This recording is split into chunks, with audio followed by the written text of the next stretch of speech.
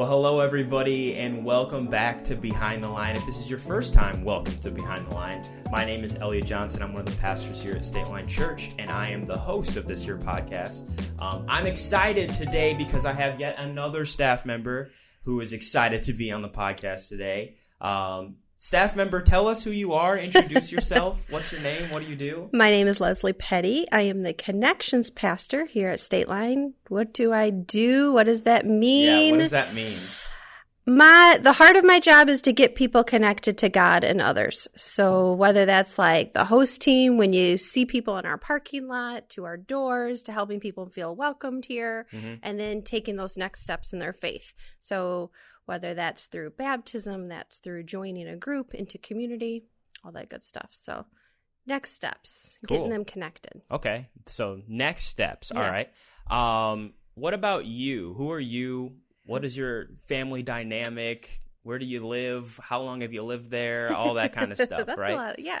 So I actually grew up in Rockford entire life. My dad's from here. My parents actually met at Bible college, came back to Rockford, didn't do anything with their Bible college degrees, but grew up here in Rockford, loved it, went away to Bible college. I did go to Bible college in Joplin, Missouri, thought never coming back to Rockford. Like, not because I always loved Rockford. I just didn't know where, what would I do in Rockford if I had a heart for ministry. I wasn't sure where that found me. Yeah. So went away to college, ended up in the suburbs of Chicago for 5 years after that. Loved it. Met Elliott when he was 2 years old.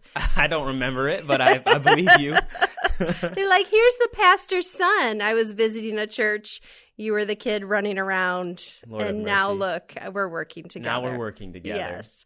So was there for 5 years, but then a friend of mine from Ozark Christian College in Joplin, Missouri said, hey, you should come work in your hometown, do ministry. So I came back in 2007, worked at that church for a couple years, and then was at another church for 10 years before coming to Stateline, and was doing kids ministry at the time. Really? I was a kids pastor. So camps, all the fun things. Yes, I love it. I feel like I'm not surprised by that. You've got the energy and the excitement to be a kids pastor. It was fun. It's a lot of fun. Of course, after so many years, I think I did kids ministry for 17 years. And, but was really feeling like a call to work with the adults and parents, and knew, man, if we could really help parents, that would just transform the life of their family. Yeah. So I think that's where, after so many years of doing that, God was calling me into a new season. So yeah. And after moving back to Rockford, met my husband at the church we were at. His name's John. You'll see him. He's got dreads. He's walking around this place a lot doing stuff. And then we have a 4-year-old daughter, Selah. So awesome. Yeah. Awesome. So you talked a little bit about your intro into ministry, but what set your heart on fire about ministry? What made you want to be you know what, I want to go to Bible college, I want to be in ministry? Yeah, so when I was a student, we did a lot of conferences, and I was really involved in a lot of leadership stuff in my youth group. And just probably the youth pastor saw those things in me and just kind of challenged me to do some stuff. Yeah. And always had a heart for people, always had a heart for kids. I honestly thought I was going to be a missionary. And okay, this is just being honest. I really thought I was going to Bible college and I was going to get married. I did not even think I would graduate.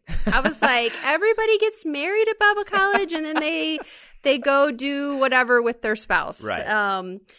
And that didn't happen. And I was okay with that. I was good with that. I actually didn't even want to take speech. I was deathly afraid of talking in front of people. Really? And so I pushed speech off to my junior or senior year because I was like, shoot, I got to take it. I got to do this.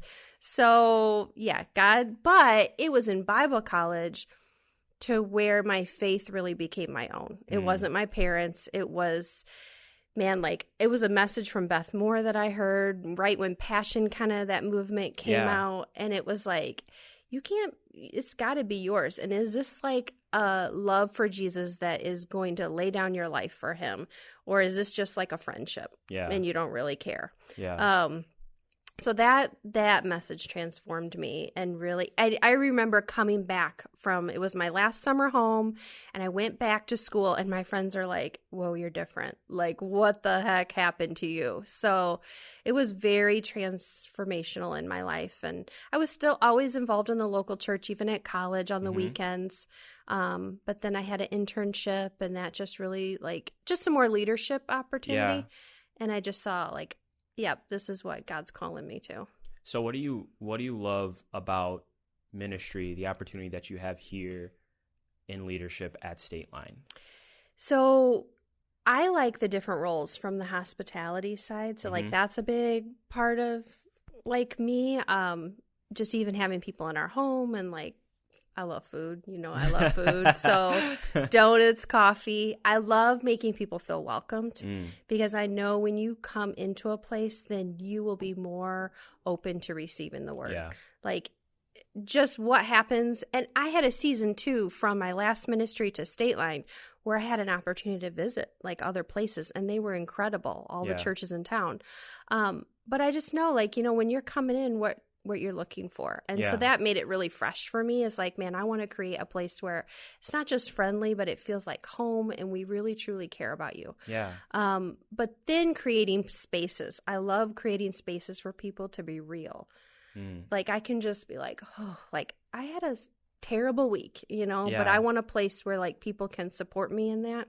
So that's my heart too, of like creating more spaces for people to learn, to grow, to be challenged, right, and then just be real. Right. I think, you know, so many people don't think about the fact that like Jesus, his disciples like were his people. Yeah. Like he needed those 12, and they were pivotal in his ministry. And I think sometimes we think about Stateline, we think about church, and we think of this like collective giant body, right? And it's cool to be a part of that, but I think sometimes you realize like I need that. I need that community. Right. I need that connection. I need that. And it's just so cool to see how, I mean, just from my viewpoint, it's so cool to see how like people walk in to the doors and they're a part of this giant thing. They're part of Stateline, which is amazing. But to see you plug them into different groups, and, you know, even just the students of the kids that are the students of the parents that are plugged in, hearing how they're connected now, how they hang out, how they text, it's just really cool to see like how powerful that ministry or that like need in the church is. Yeah. So it's been cool to see that. And, it's awesome to hear how much you love that. It's so cool. Yeah. I was just talking with a friend. It was just, he's going through a hard time, and it just made me sad because it was like, man, you need community. Like you need a group. And I wish he would have had it before he went through this hard season. Yeah. Because now he's feeling a little, you know, like alone. Right. And it breaks my heart. And I know like my own group we started January before COVID. We had met 4 times, and we didn't know each other. It was like literally like a blind date. Like we all had name tags on. We're in my home. I kind of know them, but I was still new to staff. I was like, hey, you want to be in a group? You want to be in a group? And if I didn't have that group, like during COVID, oh my goodness, God like totally brought us together, and COVID didn't break us. Yeah. And we're only stronger now. And so I want everybody to experience that because it's pretty powerful. Yeah. What is something, you mentioned COVID, you mentioned how like groups were just a little bit different. Like what are some things that you're learning as the connections pastor here at Stateline? You know, with COVID, it revealed a lot of things. I think some things maybe we knew about the church, and maybe just some stirrings in our hearts as pastors of like, man, I want to see us do church a little bit different. Or how do we break down walls with people that we're not just like coming, and there's a place for Sunday corporate worship. Yeah. But how do we really like, break down some of those things that are maybe like our hurts, habits, or hangups, you know, like what's going on inside us, because we need each other. Yeah. I think Sunday can be, it has its place. So I don't want it to sound like, but I think it can be that quick fix, and then we need to have it again. Yeah. But God calls us to some deeper transformation. Like you said, he had his 12. He had his people, you know, he did life with. And so I think COVID revealed some of that, like of like we need community. Yeah. And we've got to have it in all seasons, and we can't wait till it gets really bad. Yeah. We need it in good seasons and bad seasons. And so I'm super excited because I think because of those things that we're learning, I know some stuff we're pushing into like in the fall and just coming up for Stateline, just what things look like from now on. Yeah. That we're going to be really, really, I don't want to say this like go deep, but we're really going to be intentional in community and in our lives and what God's calling us to. Yeah. I just think over the years, like the American church, is that what God wants from us?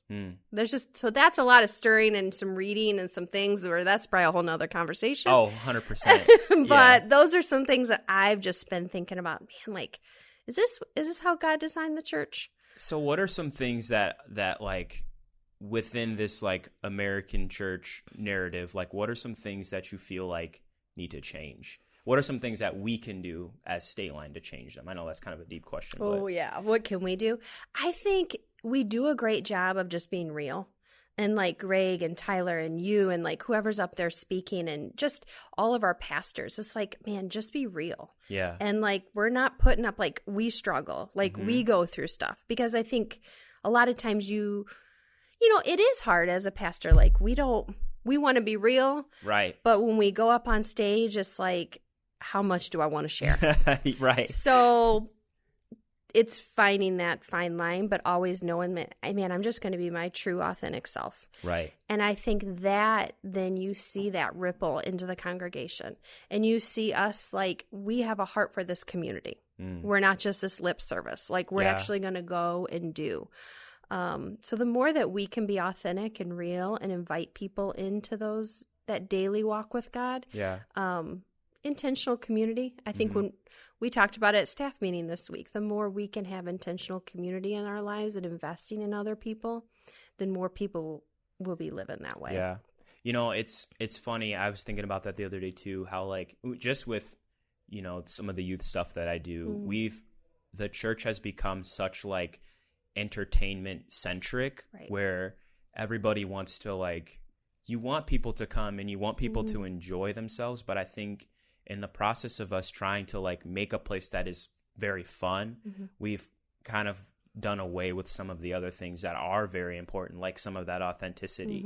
And so you sometimes get up on stage and you're trying to think, well, how can I get people to enjoy this as opposed to like, how can I get people to like reflect or how can I get people to like, what are some questions that I can ask that'll make people think like, ooh, nope, that doesn't, you know, we still have that role as well. And so I think that's so true. Like we have fallen away from like that authentic piece, that real piece that church really was. And I think, you know, shameless plug, right?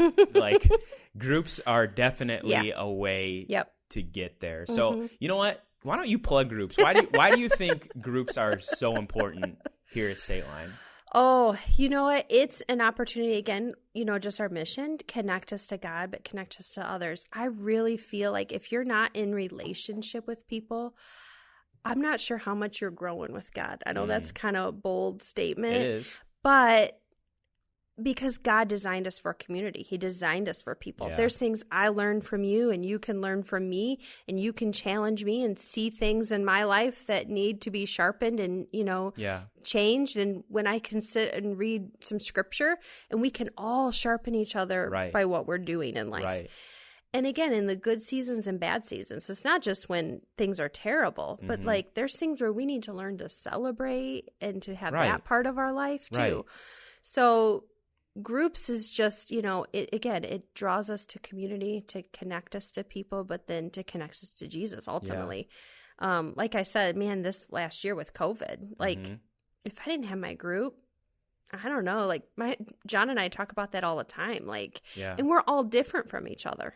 So it's not like we didn't all know each other. We were all just random strangers and God just did a work in our lives. And so I really believe like in group, it's not perfect. It's messy because people's lives are messy. It doesn't mean you're all going to be like best friends. Yeah. But there's something that we can learn from each other we can be sharpened.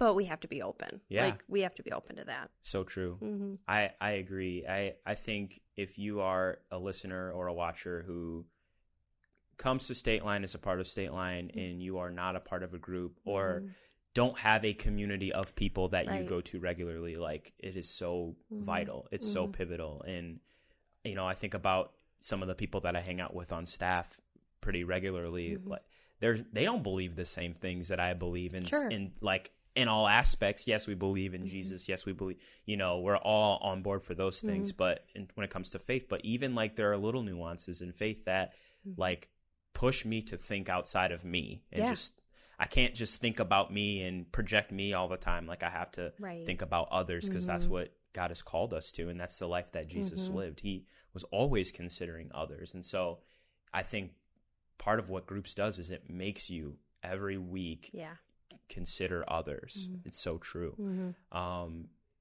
now that like COVID is kind of going away, there's less, I mean, it's not, but you know what I mean? No, I know.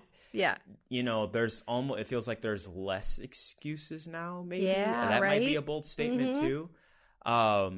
So what are some things now looking forward that you're excited about Stateline and your job and all these different things? I just had a meeting this morning about it. So I'm excited. You know, I was only here 6 months and then COVID hit. Really? So, yeah. So it was like I started the very first part of August and then COVID hit March.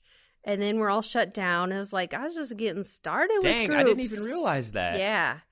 Yeah. So it's like now we're kind of the mask are off. We can kind of like do some more stuff. Yeah.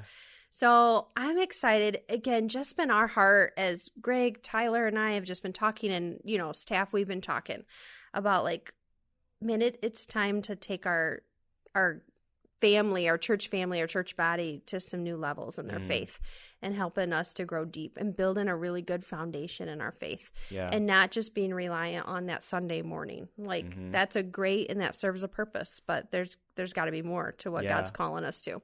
So I'm excited because this fall we're going to be rolling out some new stuff, especially on Wednesday nights.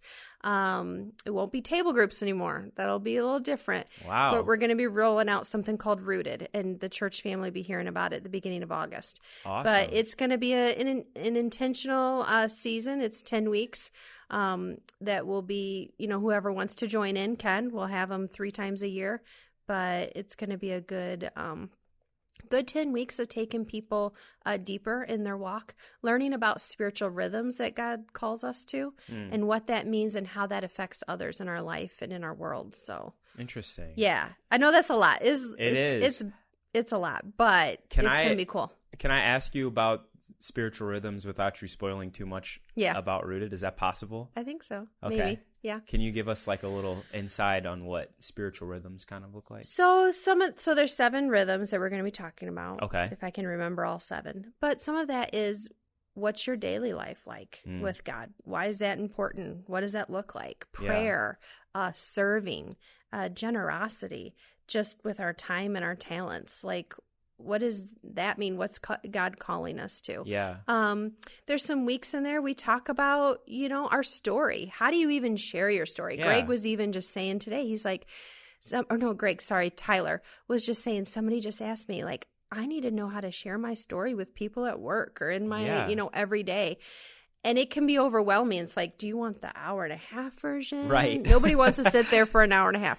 So just helping people to understand, like, what are the parts of your story and what matter? It all matters. Yeah. But how do you share that with people?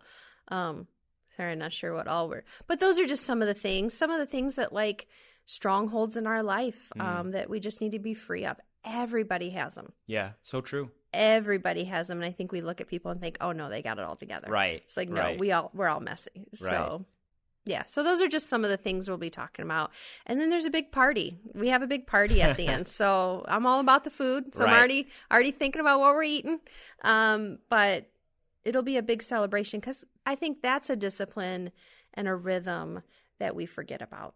That God calls us to celebrate, and it's not all these serious things. It's so true. Yeah. So yeah, we'll have a big party, and fun. It's going to be a lot of fun. So well, I don't know if you've ever been to a Stateline party, but Stateline parties are fire. I threw the last Stateline party. That was our last volunteer event. We had all that food around the table, and then the next week they're like, COVID. That's true. Well, I'm excited to get that. It just sounds like fun. I'm excited to see what that does for all of us. Yeah.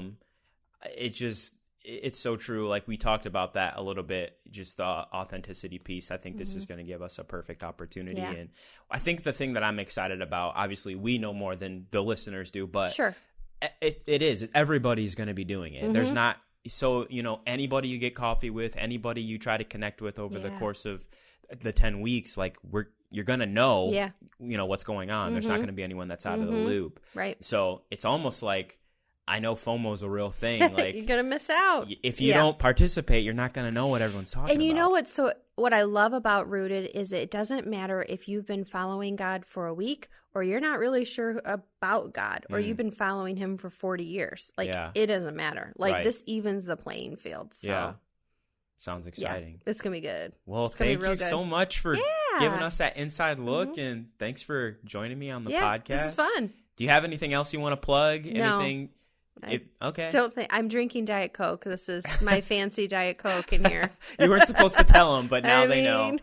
So, yep. If you're watching, mine is actually coffee, but well, I say that because some people are like, Leslie's drinking coffee. Like I didn't know she was like a coffee drinker. No, like you're drinking Diet Coke out of a Stateline mug. So yes, it's good. And you too can have a beautiful Stateline mug if you come to Stateline, and we'll give you one. We will give you one. You can have one. Yes. Thank Well, thanks for joining me. Yeah, thank you. Appreciate it. I appreciate this.